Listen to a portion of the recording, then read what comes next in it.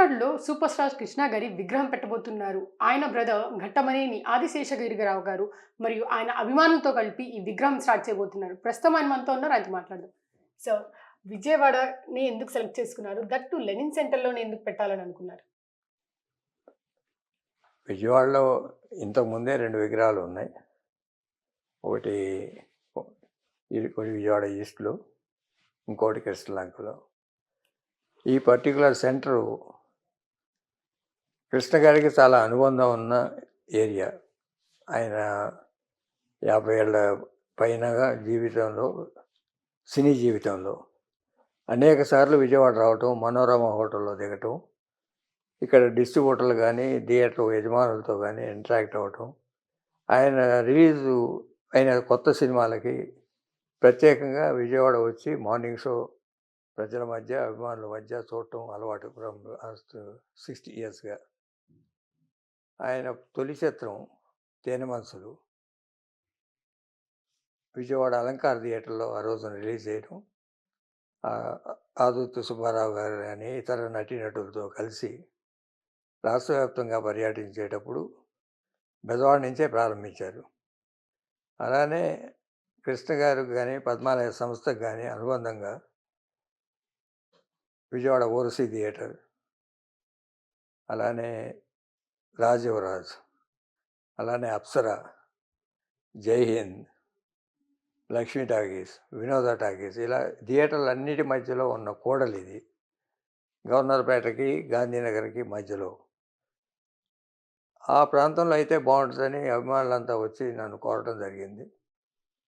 అక్కడ విగ్రహం కూడా ఈనాడు ఆయన 200వ చిత్రంగా మా సీతారామరాజు తర్వాత ఈనాడులో పాత్ర అత్యంత ప్రజాదరణ కలిగిన చిత్రం. అది కూడా ఆ ప్రాంతంలో షూటింగ్ జరిగింది. అందుకని అక్కడే పెట్టాలి అని వాళ్ళందరూ,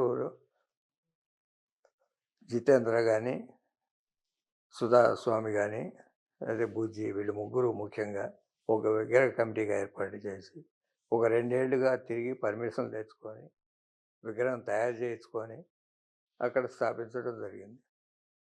దానికి విగ్రహ ఆవిష్కరణకి ఏ తేదీ అయితే బాగుంటుంది అని తర్జనభర్జనతో జనవరి 11 ఈ 2 చిత్రాల తర్వాత అగ్నిపర్వతం సినిమాలో జమదగ్గి క్యారెక్టరు అభిమానుల గుండెల్లో ఇప్పటికీ నిలుచుకున్న పాత్ర అది. ఆ సినిమా నిర్మాత చలసాని అశ్విని గారు విజయవాడ వాస్తవ్యులు. ఆ సినిమా 40 సంవత్సరాలు పూర్తి చేసుకుంది జనవరి 11వ తారీఖు. అందుకని ఆ రోజున ఉంటే బాగుంటుందనే ఉద్దేశంతో ఆయన్ని కూడా ఆహ్వానించాం.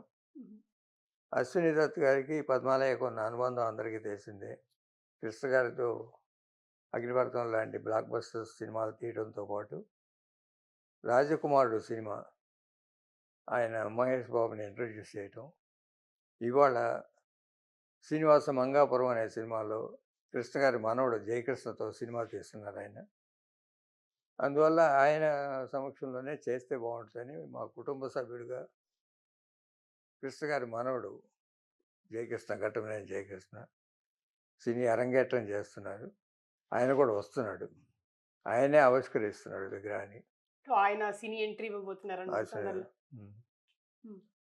అందువల్ల ఈ జనవరి 11 అనే దానికి, స్థలం అనే దానికి ఇంపార్టెన్స్ ఉంది, డేటు. అంటే కృష్ణ గారంటే ఒక సెన్సేషన్ క్యారెక్టర్ మనకి. లైక్ ఆయన ఏ మూవీ చేసినా చాలా క్యారెక్టర్స్ చేశారు. అసలు ఆయన రియల్ లైఫ్‌లో ఎలా ఉంటారు?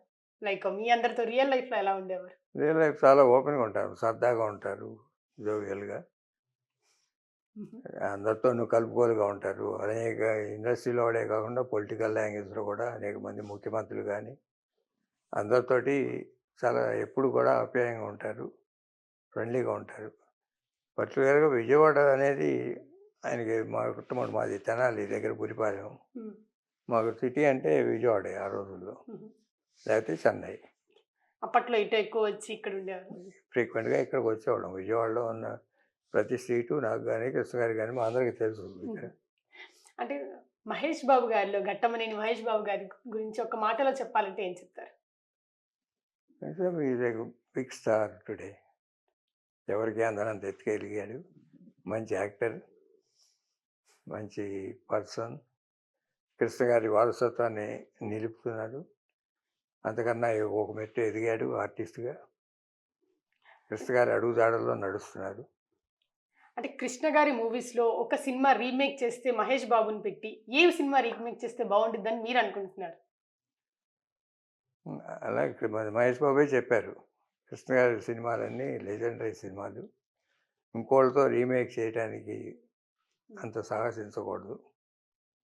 ఆయన పెర్ఫార్మెన్స్ రీప్రొడక్ట్ చేయటం చాలా కష్టం అని చెప్పారు.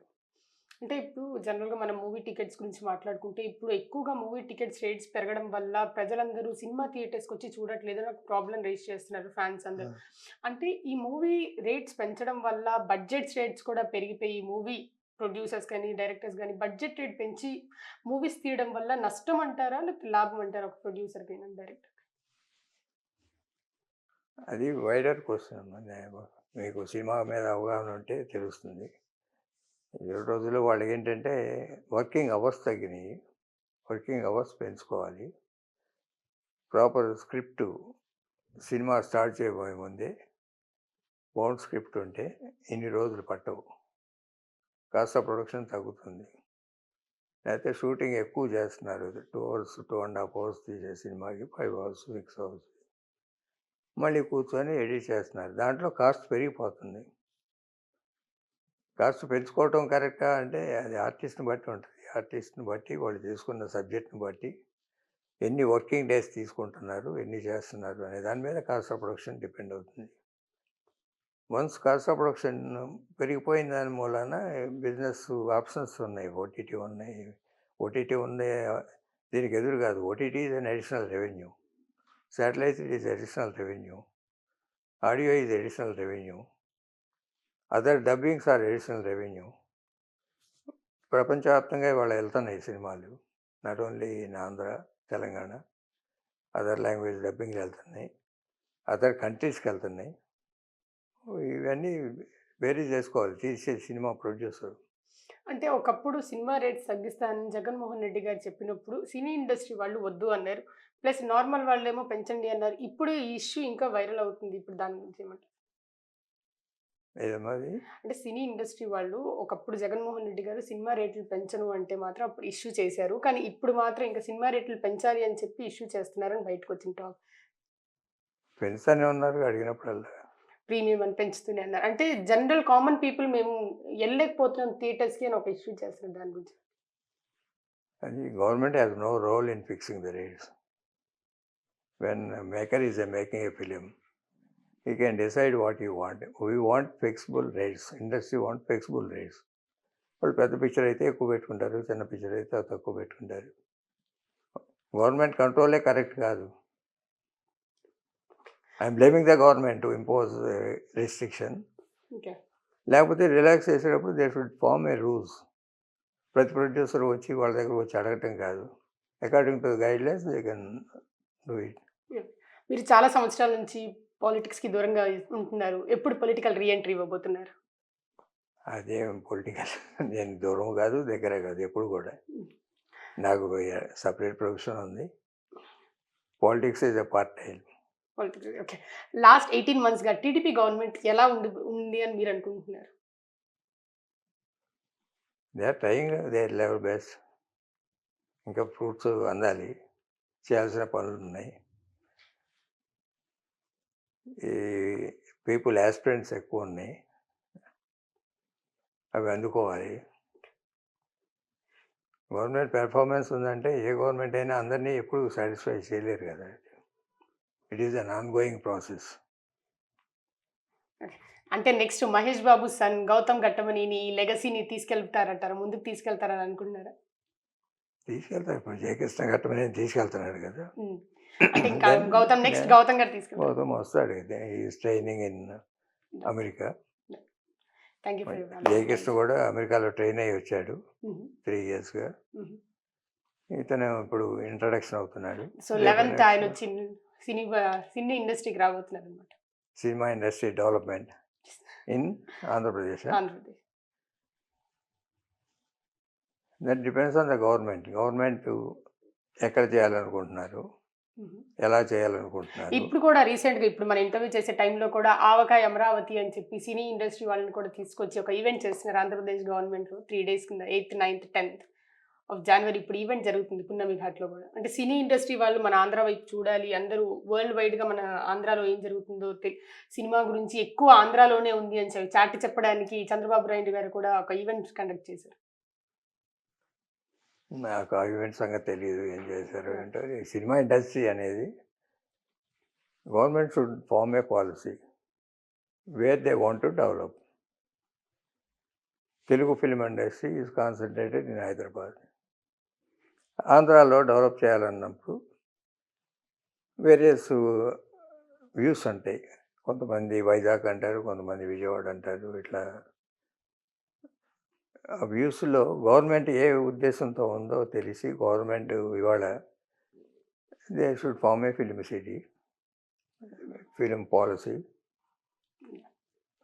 అండ్ ఆర్టిస్ట్కి అకామిడేషన్, టెక్నీషియన్స్కి అకామిడేషన్, ట్రైనింగ్ ఇన్స్టిట్యూట్స్. ఇవన్నిటికన్నా ముందు ట్రైనింగ్ ఇన్స్టిట్యూట్స్ కావాలి. ప్రతి వాళ్ళు హైదరాబాద్ నుంచే తెచ్చుకొని ఇక్కడ సెటిల్ అవ్వాలి అనే ఉద్దేశం కాకుండా స్కిల్ డెవలప్మెంట్ సెంటర్స్ ఎట్లా పెడుతున్నారో ఫిల్మ్ ట్రైనింగ్ ఇన్స్టిట్యూట్స్ పెట్టి ఇక్కడ ట్రైన్ చేస్తే ఎంప్లాయ్మెంట్ జనరేట్ అవుతుంది, ఇండస్ట్రీ కూడా బాగుపడుతుంది. హైదరాబాద్లో ఉన్న సినీ ఇండస్ట్రీ వాళ్ళందరూ ఆంధ్రప్రదేశ్కి రావాలని మేము కోరుకుంటున్నాం. Thank you for your valuable time. Vijayawada రావాలి. ఎస్, విజయవాడకి రావాలని కోరుకుంటున్నాం మేము. Vijayawada, Vizag, because I'm from Vijayawada. I feel like మా విజయవాడకి వస్తే బాగుండిద్దని మేము అనుకుంటున్నాం. 1975లో విజయవాడలోనే స్టూడియో కడదామని గవర్నమెంట్ అప్రోచ్ అయ్యాం. ఓకే. అంటే అబౌట్ 50 years బ్యాక్. ఆ రోజుల్లో ఇక్కడ ఆల్మోస్ట్ మండల కృష్ణ గారు అప్పుడు మినిస్టర్గా ఉండేవారు, తీసుకొచ్చి చూపించారు. బట్ వేరియస్ రీజన్స్ ఇక్కడంతా వద్దని హైదరాబాద్లో కట్టమని మమ్మల్ని ఒత్తిడి తీసుకెళ్ళి హైదరాబాద్లో కట్టించారు. స్టిల్ కృష్ణ గారికి విజయవాడ అంటేనే ఆయనకి ఇష్టం. మా పాత్రగా నేను కావాలంటే ఫిల్మ్ ట్రైనింగ్ ఇన్స్టిట్యూట్ పెడదామనేది ఉద్దేశం ఉంది. Sure, please do that. Train the artist, train the directors, technicians.